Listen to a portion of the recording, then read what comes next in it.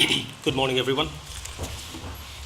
I will talk about the role of immune system, particularly low-grade inflammation in depression and schizophrenia. Before we get started, what the topics I would cover today are, firstly, briefly, what we mean by inflammation in psychiatric disorders such as schizophrenia and depression, looking more closely into evidence to see whether associations between inflammation, depression, and psychosis are likely to be causal, or could these be explained by other mechanisms. Some evidence from ALSPAC cohort pointing to early life source for low-grade inflammation in childhood and subsequent psychiatric risk. And finally, I will talk about what this research means clinically.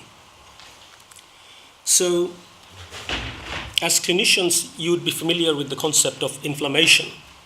Now, in the context of psychiatric disorders such as depression and schizophrenia, what we mean by inflammation is only a few-fold increase in circulating levels of inflammatory proteins, such as interleukins and acute phase proteins that's measurable in peripheral blood. That's different from magnitude of inflammation that we see in an acute infection, for example, where biomarker elevations are often tens or hundredfolds. So in psychiatric disorder, when I say inflammation, what we are really talking about is a low-grade activation of our innate immune response. So why psychiatrists should be interested in immune system?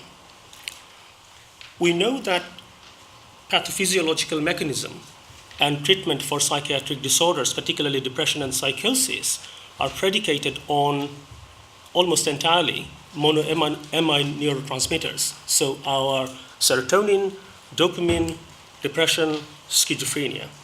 But we know from clinical practice that it's not that simple, because almost a third of patients with depression or psychosis who are treated with antidepressant drugs or antipsychotic drugs do not get better. So it's certain that other mechanisms are involved.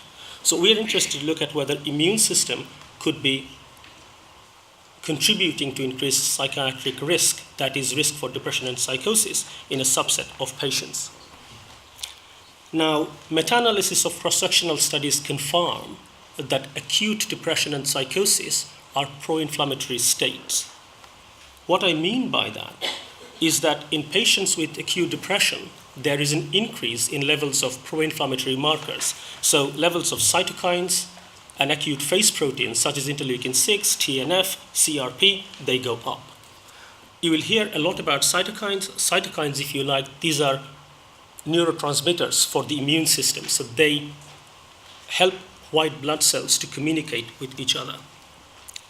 So I'm showing you a graph for interleukin-6, which is a key pro-inflammatory cytokine. But if you look at CRP, interleukin-1 beta, interferon, you get the same picture. So pro-inflammatory signal is up. In psychosis, similar finding. In acutely unwell patients, levels of pro-inflammatory markers such as IL-6, TNF, interferon increased. Interleukin-10, which is an anti-inflammatory cytokine, that's decreased. What's interesting, that after treatment, patients who get better, this picture tend to normalize. But in patients who do not respond to treatment, they continue to show a pro-inflammatory phenotype. So interestingly, looking at simply peripheral blood signature of inflammatory proteins, it looks like depression and psychosis as if our body is fighting off an infection. Although, as I've said, the magnitude of cytokine elevation is not as extreme as you would expect in pneumonia. But the direction of change is exactly the same as in an infection. While this is interesting, there are problems with drawing conclusions from cross-sectional studies such as these.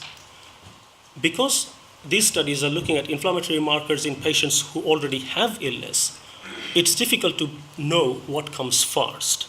So in epidemiological terms, what we call reverse causality, so whether inflammation is a cause or consequence of illness. Because we know that psychological stress can activate innate immune response. So there are experiments that show that even a mild psychological stress, such as the act of public speaking, as I'm doing now, is enough to activate your innate immune response that's reflected by increase in cytokine levels and acute phase proteins in peripheral blood. And we know that depression and psychosis are stressful conditions. So it is perfectly plausible that the pro-inflammatory signal that we see in depression or psychosis is actually explained by psychological stress perceived by patients. The other potential explanation for this signal could be confounding. So it's simply that the association between inflammation and psychiatric disease is explained by a third factor that's associated with both of these factors. So how do we address the problem of reverse causality? We need longitudinal studies. So we start with healthy people, follow them up, and see whether there is an association between inflammation in baseline and subsequent risk of psychiatric disorders at follow-up. So I'll show you a couple of examples, one example of that kind of study. So for that, we have looked at a population-based birth cohort from Bristol area. It's called ALSPAC, Avon Longitudinal Study of Parents and Children. So ALSPAC recruited about 14,000 pregnant mothers in early 1990s, and offspring from those pregnancies are still being followed up on an annual basis. So we had access to blood samples from about 5,000 children from age 9. So these are generally healthy children who turned up for a research assessment. About 10% of these children had an infection at the time of blood collection, so we excluded those. So we based our analysis on 4,500 children from age 9 with data on interleukin-6 and CRP. Fast forward 9 years. Some of these children were now young adults. They attended face-to-face psychiatric assessments. Their psychotic symptoms were measured, depression was measured, and we also looked at diagnosis of depression and psychotic disorder. Because we know that inflammation and psychiatric risk could be influenced by a number of factors, not least gender, age, social class, ethnicity, maternal depression. So we controlled for these confounding factors in our analysis.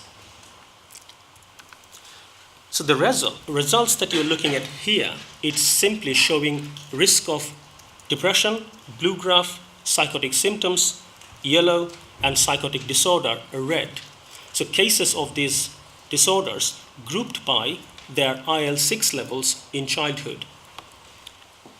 As you can see, for children who had low levels of IL-6 at childhood, compared to those, the risk of depression increased in a stepwise fashion for people who had medium or high levels of CRP. And again, for psychotic symptoms, again, there is a linear stepwise increase in risk of psychotic symptoms in people with low levels of IL-6 at baseline compared with high levels of IL-6. For psychosis, odds ratio of psychosis is greater than 2. So there's twofold risk of having a diagnosis of psychosis by age 18 for children who had higher levels of IL-6 at age 9 compared with those who had low levels of IL-6. And evidence for these associations remained after we controlled for a number of confounders that I told you previously.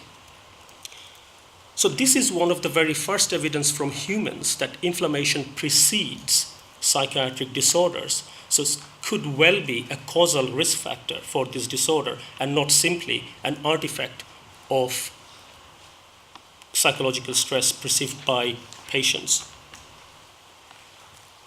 Now, these findings have been replicated in other samples. So we have used population-based data from a northern Finland birth cohort, where we looked at levels of CRP at age 16 and subsequent hospitalization with diagnosis of schizophrenia by age 28. And we find very similar findings to ALSPAC. So adolescents with lower levels of CRP compared with those who had high level of CRP had a greater risk of subsequent hospitalization with a diagnosis of schizophrenia by age 28. More recently, this study was published last Friday. We looked at data from Sweden in collaboration with colleagues in Karolinska Institute. So we had data from about 700,000 Swedish men who were assessed for compulsory military conscription at age 18. And up to mid-1980s, they used to collect ESR, so erythrocyte sedimentation rate, as part of the few day-long assessment people had for their suitability for compulsory military service. So we looked at ESR levels at baseline and subsequent hospitalization with a diagnosis of schizophrenia. And again, we find similar results to the Finnish cohort and the ALSPAC cohort. So higher levels of ESR at baseline predict subsequent diagnosis of schizophrenia in adult life. This is a replication by another group based at UCL. They have looked at a population-based cohort from Rotterdam in children with higher levels of CRP. Higher CRP levels predict subsequent diagnosis of depression and persistent depressive symptoms subsequently in adult life. So these are just 3 examples of the longitudinal studies findings from ALSPAC being replicated by other groups and in other samples, but there are other examples that I'm not showing here for sake of time. So this is now a well-replicated finding that childhood or adolescent or young adult life peripheral blood inflammatory markers are associated with subsequent risk of depression and psychosis. So it doesn't look like the inflammatory signal is simply a consequence of illness. It could well be a cause. Now, as you know, I've told you that the other possibility could be confounding. So it could be that both inflammation and psychiatric risk are underpinned by a common third factor, confounder. How do we address confounding in epidemiological studies where experiments are difficult? One method is Mendelian randomization. So this is a genetic association analysis. It's simply based on the idea that if a biomarker, say IL-6, is associated with risk of an illness, say depression, genes regulating activity or levels of that biomarker should be also associated with that illness, because proteins are encoded by genes, and IL-6 is a protein. And how does that overcome confounding? Because if you remember Mendel's second law of inheritance, genes segregate at random. So the fact that we have a variant of a particular gene has nothing to do with our educational achievement, social class, parental income, and so on. You get the idea. And this design has been used in cardiovascular epidemiology to show that there is an association between interleukin-6 and increased mortality from coronary heart disease. So some of you will know there is a rich literature pointing to links between inflammation and heart disease and type 2 diabetes. So what these people looked at, a polymorphism in IL-6 receptor gene, and showed that that polymorphism predicts mortality from cardiac disease. So tell you a bit more about that study. So people who had a particular variant of that gene had minor allele of interleukin-6 receptor gene. They had higher level of interleukin-6 receptor in their peripheral blood, higher levels of interleukin-6 in their blood, but lower levels of CRP. This seems paradoxical, that how it's possible that a genetic variant that increases IL-6 level predicts lower levels of CRP, because basic immunobiology tells you that IL-6 is directly upstream of CRP. So IL-6 signals liver cells to produce CRP. So if IL-6 goes up, you expect CRP to go up. But there are cell-based experiments done in Cambridge and other groups where they looked at how this is possible. And the explanation is that people with this minor allele have reduced expression of IL-6 receptor on cell surface.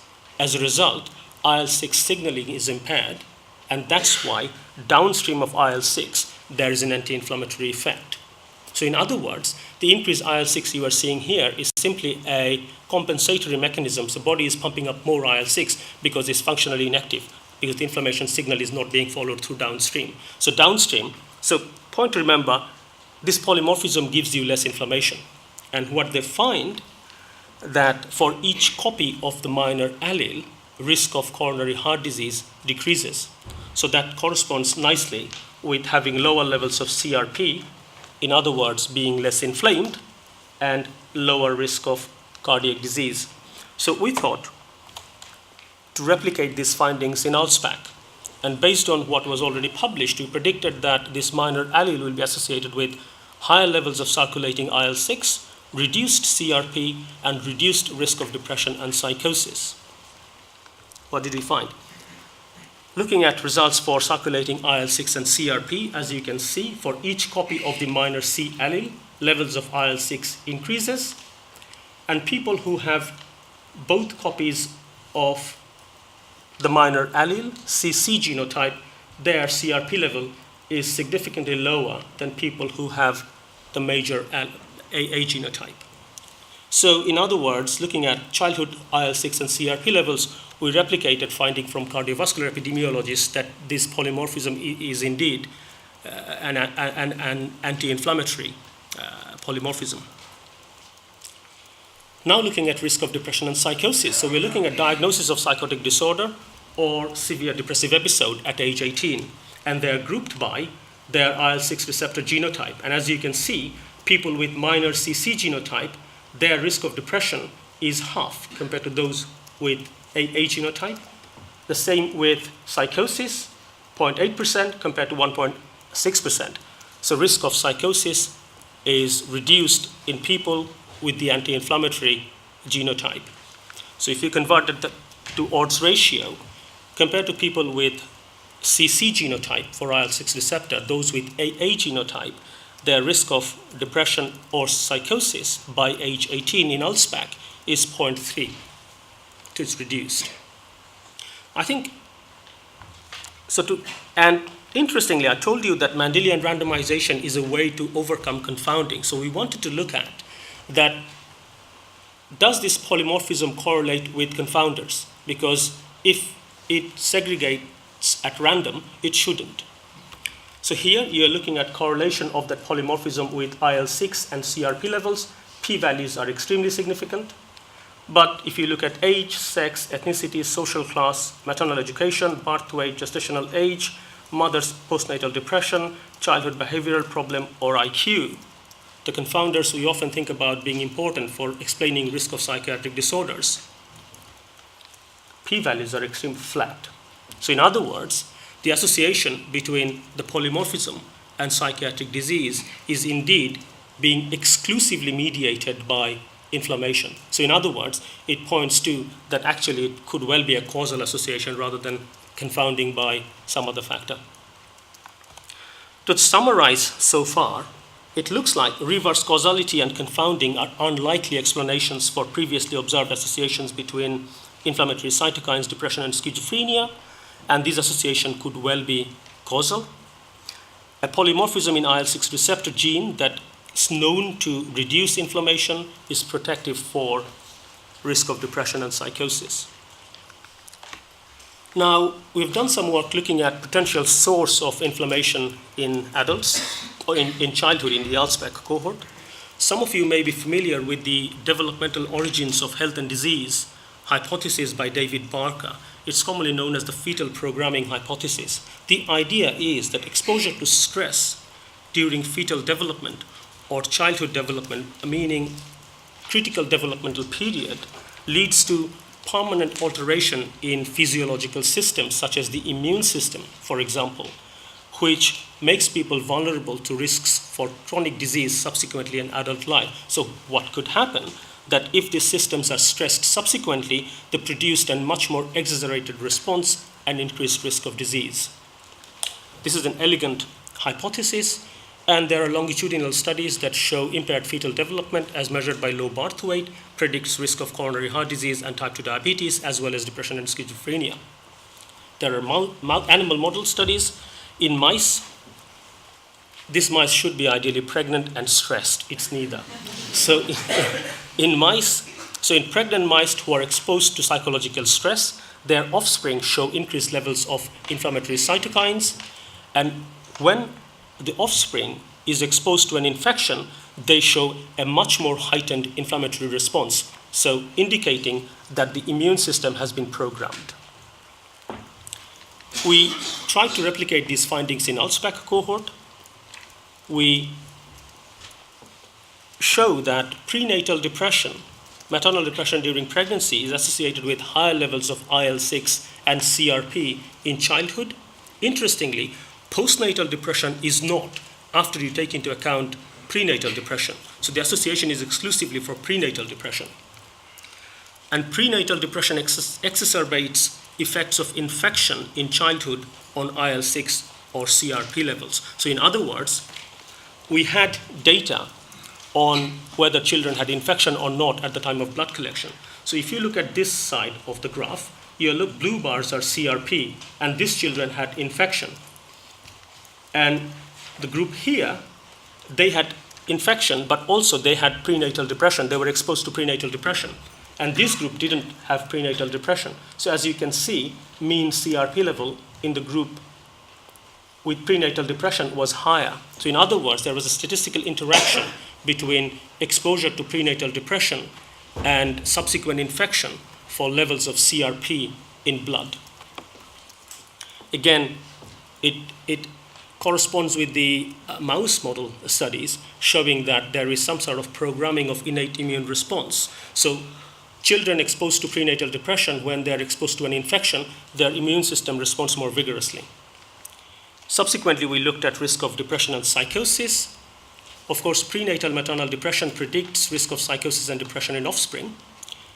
And we show that childhood IL-6 levels mediate association between prenatal depression and offspring psychosis risk. So in other words, programming of innate immune response due to prenatal risk could explain risk of chronic psychiatric disorder in adults, at least in part. Now, moving on, so the point about prenatal stress, of course, it opens avenues to think about prevention of chronic disease, but I want to talk about what an immunological understanding of psychiatric disorders could mean for clinical practice.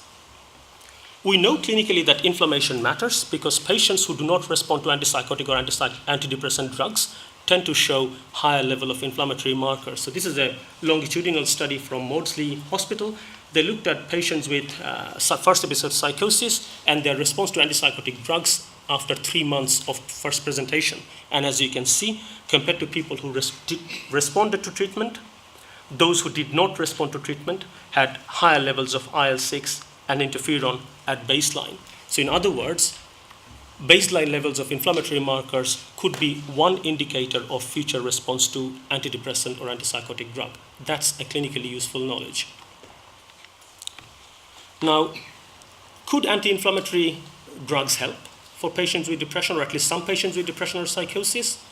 There are various randomized controlled trials looking at anti-inflammatory, most commonly non-steroidal anti-inflammatory drugs as adjunctive treatment for depression and schizophrenia.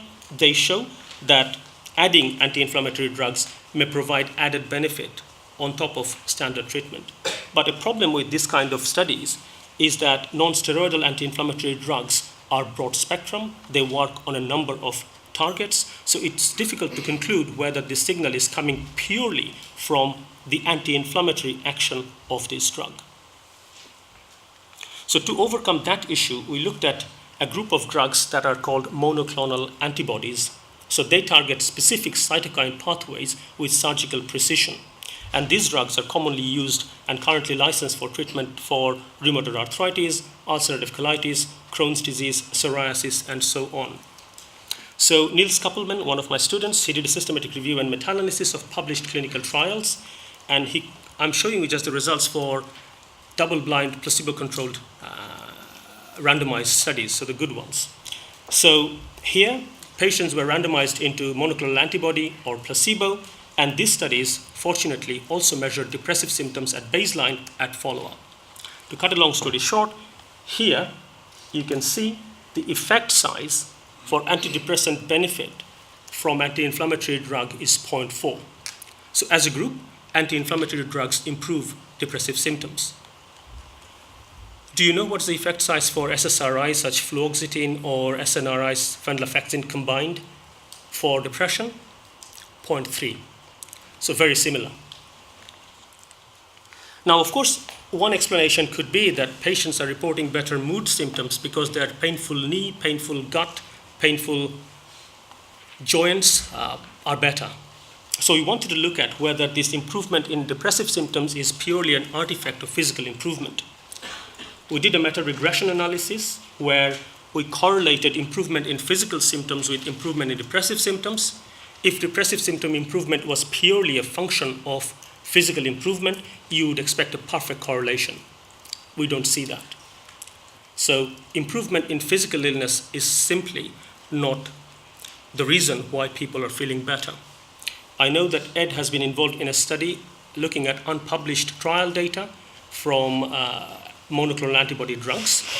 And they did a really interesting analysis looking at patients who didn't respond to that monoclonal antibody for that primary outcome. So say, for example, if the drug was prescribed for arthritis, they were deemed to have failed arthritis. Their arthritis didn't improve. Even in that group, monoclonal antibodies against IL-6 showed a significant improvement in depressive symptoms. So in other words, even if your physical illness don't get better, your mood seems to improve. That really points to a role for cytokines, inflammation particularly, in causing psychiatric disorders, here depression. Now, thinking about personalized therapies, so who may benefit from anti-inflammatory drugs? I think it's likely that the same way antidepressants and antipsychotics, so serotonergic or antidopamine drugs don't work for everybody with depression and psychosis, it's very likely that anti-inflammatory drugs will not be the answer for everybody with depression or psychosis. This is a randomized controlled trial looking at the effects of an anti-TNF monoclonal antibody for patients with treatment-resistant depression. And it's a failed trial. They show that giving patients with depression an anti-inflammatory drug do not improve depressive symptoms. But an interesting secondary result from this study is that patients who had higher level of inflammation at baseline, they tend to do better. So it tells us, probably, if we are going to be doing studies of anti-inflammatory drugs, it makes sense to give anti-inflammatory drugs to patients who actually have inflammation. What's the point of giving drugs, anti-inflammatory drugs, to people who do not have problems with immune system? Very briefly, 1 minute, Ed. I'm stealing time from your tea break. So this is an exciting development in our group. We are now about to start a randomized placebo-controlled single-dose experimental medicine study looking at the effect of tocilizumab, a drug that blocks IL-6 signaling in patients with depression. So the question we are asking is that does blocking IL-6 signaling, in other words, inflammation, improve mood and cognition in patients with depression? We'll give them about 50 people randomized into two groups. One will receive a single infusion of tocilizumab. This drug is licensed currently for treatment of rheumatoid arthritis and juvenile idiopathic arthritis. So we're collaborating with rheumatologists for this study because they use this drug routinely in clinic, and other half will receive normal saline. We're supported by the NIHR mental health and its primary care divisions, and at the first instance, we'll be starting to recruit patients from Cambridgeshire, Peterborough, Suffolk, and Norfolk. So both primary care services and also CPFD and NSFD mental health services. Who we are looking for is patients with ICD-10 diagnosis of depression who are not responding to antidepressant drug and show some evidence of inflammation. So their CRP level is above a threshold, 3 milligram per liter. And they also have some somatic symptoms such as fatigue, anorexia, and so on. We'll be coming and talking to clinical colleagues in these areas to tell you more about our studies. And you will find more information about this study in our website, immunopsychiatry.com. So before I conclude, I will thank my collaborators in Cambridge and abroad, and my funders. And thank you all for listening.